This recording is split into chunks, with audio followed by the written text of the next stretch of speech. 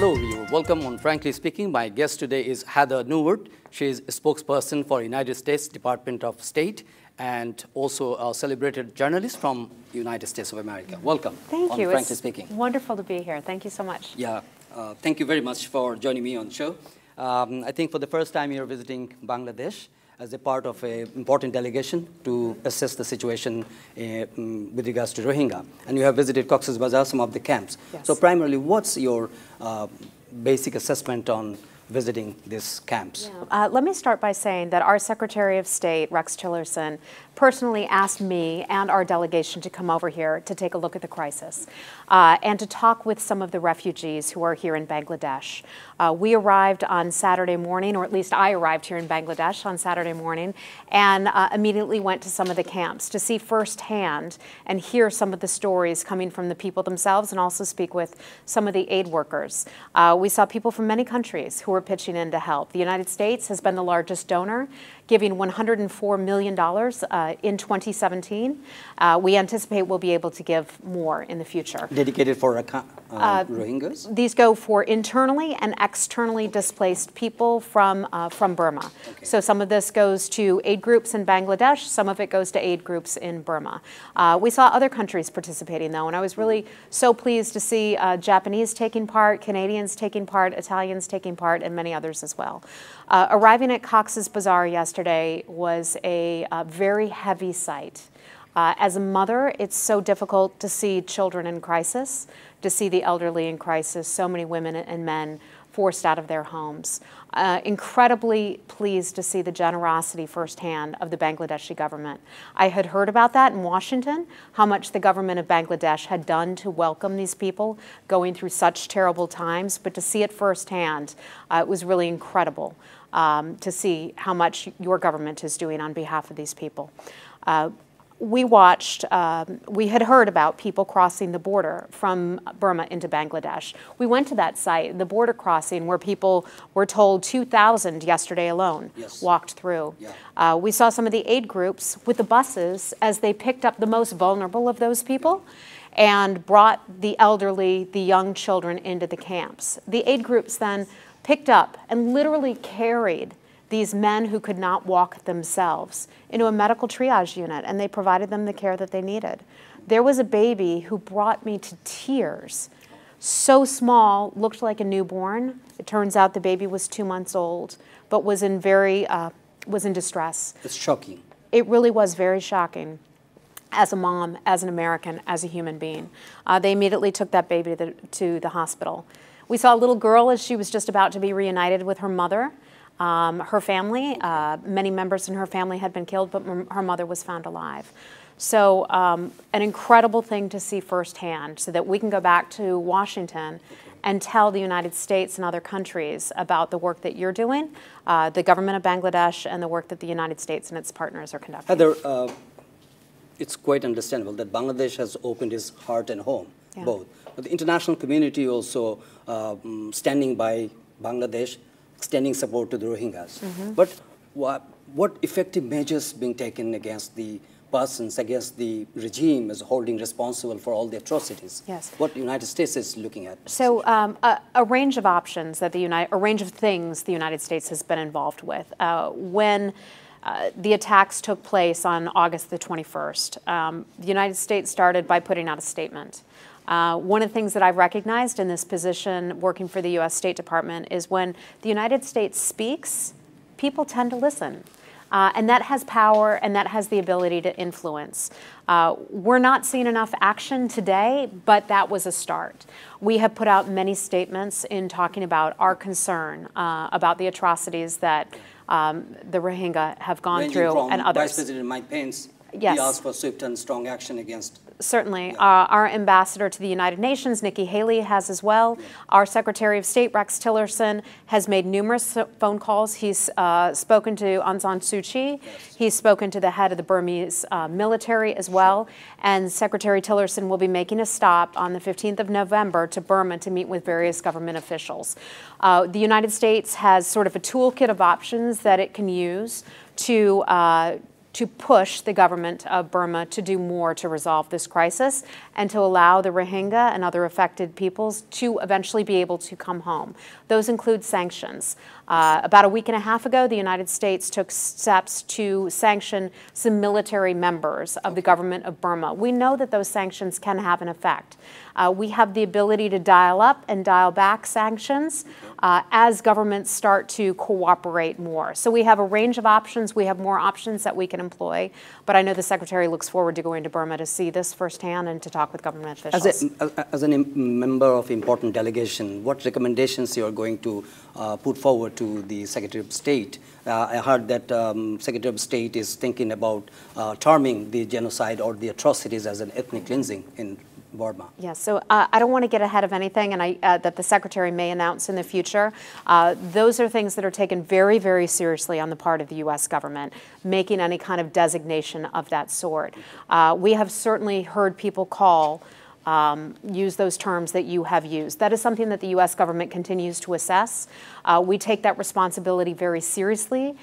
In order to make those kinds of designations, we have lots of data that we comb through, not only from aid groups, international partners, other governments, and our people who are on the ground themselves. So I don't want to get ahead of any potential announcements, but I can tell you that's something we take very seriously. We continue to call upon the government of Burma to allow in more aid workers, to bring in aid to the areas, and allow in more journalists, because we recognize the important role that journalists have in documenting the stories of the people who have been affected and documenting the current status of people there and what is happening to people on the ground, and in some instances what isn't happening. Any options you're pondering to initiate in the Security Council?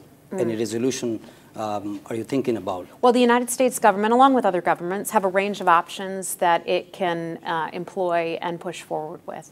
There are a lot of meetings that the U.S. government and the United Nations will have coming ahead. I don't want to get ahead of any of those meetings, but I can just tell you there are a range of options right now. The burden inflicted on Bangladesh is huge. It's making havoc, and it might affect the economy in the long term for Bangladesh. So how the international community is standing by Bangladesh? I mean, in terms the degree of commitment for, the pledge for support to feed and give refuge to the huge population. Is that enough? What do you think? $400 million has been pledged by the international community so far. Yes. But if it continues in the long time, so how Bangladesh will endure this problem? Yeah, well we hope that this situation will resolve itself at some point. Again, we recognize and are very grateful for the work on the part of the government of Bangladesh and how generous the government of Bangladesh has been in accepting so many people in such a short period of time.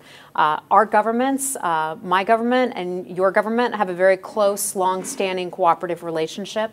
Our ambassador here has been extremely engaged.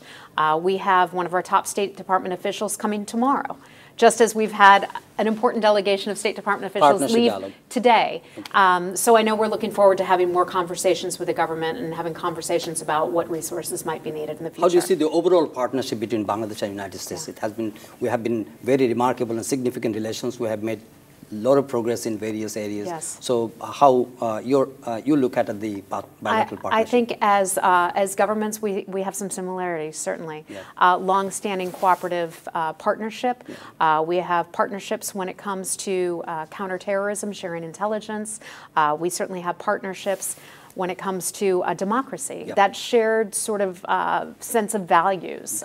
So we recognize that, and I think the government of Bangladesh recognizes that as well. Tell us about the concern on the rising violent extremism in the developing countries. It's a global phenomenon, no doubt about that, but Bangladesh is also suffering with that menacing problem. So how the United States, or specifically the State Department, is dealing with this problem? That is certainly an area of grave concern. We watched what happened in your country a little more than a year ago with regard to the terror attack. We understand we ourselves have faced and suffered terror attacks in our own country. We continue to cooperate and share information with the government of Bangladesh. My understanding is that the government of Bangladesh shares information with the United States.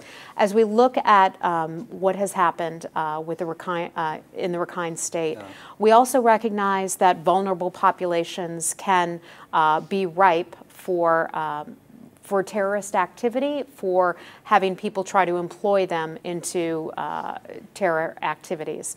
So that remains. You recognize this issue could jeopardize the peace and security of the region or beyond? It certainly could in the camps. We hope it would not. I don't want to forecast anything that could or couldn't happen in the future. But that is an area where we recognize that there's a vulnerable population. When there's a vulnerable population, they can be open to what we'll call bad guys. So we want to be on the lookout for that. I know the government of Bangladesh does as well. And so we've been talking with some of the aid groups to help make sure that people in those camps are not radicalized. Terrorism is a worldwide problem, especially as ISIS becomes defeated in Syria and elsewhere. We recognize that they may look to other populations to try to create attacks. Heather, we know that the United States is very passionate about promoting or developing understanding about the governance and democracy. So any comment about the next general election, which is scheduled on later part of 2018? Yeah, as two democracies, we recognize the importance, but then still also, you know, the fragility of a democracy, certainly. And so we look forward to watching what happens with your election, but I certainly don't want to comment on any of your internal processes, but I'm confident that whoever runs your country, we will have a good, close, cooperative relationship with. I know the last question, you were a celebrated journalist, you worked for Fox Television, worked for ABC, and it was a very remarkable career. Thank you. And you host many popular shows. So with regards to Rohingya issue, do you think the international media, international networks are duly focusing on this issue so that this has become a global issue, or it is still a neglected issue? I can tell you in my post at the State Department, where I meet with journalists, not just from the United States, but around the world, including Bangladeshi journalists, I get a lot of questions about this issue. The world is watching what is happening here in Bangladesh and where people are coming from in Burma. The world is aware of this. The world is closely watching, and I believe the world cares very passionately about it. Can there be more attention focused on it in international media? Absolutely. But I can tell you I get a lot of questions about this issue. This is something that President Trump is well aware of. He's watching it closely. Vice President Mike Pence is as well. Our Secretary of State and the U.S. Congress. The United States is not forgetting what is happening here. And we also recognize and are grateful for the work that Bangladesh is doing. As a spokesperson from State Department, we bank on your assurance that State Department, White House, and Capitol Hill, everybody in the same page for taking care and dealing with the Rohingya crisis and supporting Bangladesh and all these people in distress. Thank you very much, Heather Newell, for joining me on Frankly Speaking. Nice to meet you. Thank you very much. Thank you very much. Dear viewers, that was my conversation with Heather Newell, spokesperson of State Department. She is visiting Bangladesh, and she discussed about the ways and discussed about the U.S. policy, how they are going to deal with the Rohingya issue and how they are supporting Bangladesh. Thank you indeed for watching our show, and we invite you to watch our next episode. Until then, do take care and goodbye.